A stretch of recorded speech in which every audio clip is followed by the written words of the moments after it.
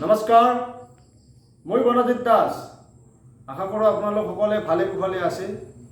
ৰাষ্ট্ৰপতি নিৰ্বাচন এতিয়া আহিছে আৰু ৰাষ্ট্ৰপতি নিৰ্বাচনত এইবাৰ NDAৰ প্ৰত্যাশী প্ৰাৰ্থী হৈছে দ্ৰৌপদী মুৰ্মু আৰু বিৰোধী পক্ষৰ প্ৰত্যাশী প্ৰাৰ্থী হৈছে যশৱন্ত সিনহা। এটা প্ৰশ্ন হ'ল যে এই ৰাষ্ট্ৰপতি নিৰ্বাচনত এওঁলোক দুগৰাকীৰ ভিতৰত কোনে ৰাষ্ট্ৰপতি হ'ব লাগে। এতিয়া মই ৰাষ্ট্ৰপতি সম্পৰ্কত দুআষাৰ ক'বলৈ বিচাৰোঁ। ভাৰতবৰ্ষত ৰাষ্ট্ৰপতি হ'ল নমিনেল হেড।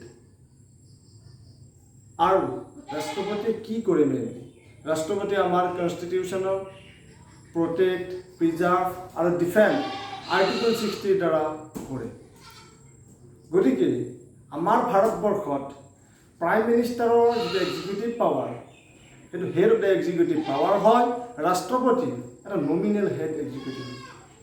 গতিকে ৰাষ্ট্ৰপতিৰ যিহেতু নমিনেল পাৱাৰ এটা আছে, গতিকে ৰাষ্ট্ৰপতি হিচাপত মই এইবাৰ এই দুগৰাকী প্ৰাৰ্থীৰ ভিতৰত মই কনফিউজিং হৈ যে কোনগৰাকী বেছি ভাল হ'ব। যদি মই দ্ৰৌপদী মুৰ্মুৰ ফালে চাব যাওঁ, ওমেন এম্পাৱাৰমেণ্টৰ ফালৰ পৰা চাব যাওঁ, দ্ৰৌপদী মুৰ্মুৱে হ'ব উপযুক্ত প্ৰাৰ্থী। কাৰণ এতিয়ালৈকে ভাৰতবৰ্ষত যদি আমি চাব যাওঁ, কোনো ST শিডিউল ট্ৰাইবৰ এতিয়ালৈকে ৰাষ্ট্ৰপতি হোৱা নাই। আৰু দ্ৰৌপদী মুৰ্মুৱে হ'ল প্ৰথম প্ৰত্যাশী প্ৰাৰ্থী, যিয়ে ৰাষ্ট্ৰপতি হ'বলৈ গৈ আছে।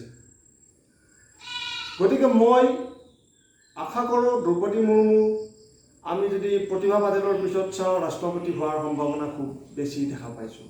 যিহেতু বিজেপিৰ হাতত ভোট বেছি আছে, NDAৰ হাতত ভোট বেছি আছে। NDAক YSRে ছাপোৰ্ট কৰিছে।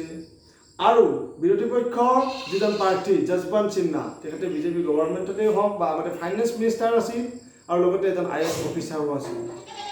গতিকে তেখেতেও দক্ষ, তেখেতেও এফালৰ পৰা দক্ষ।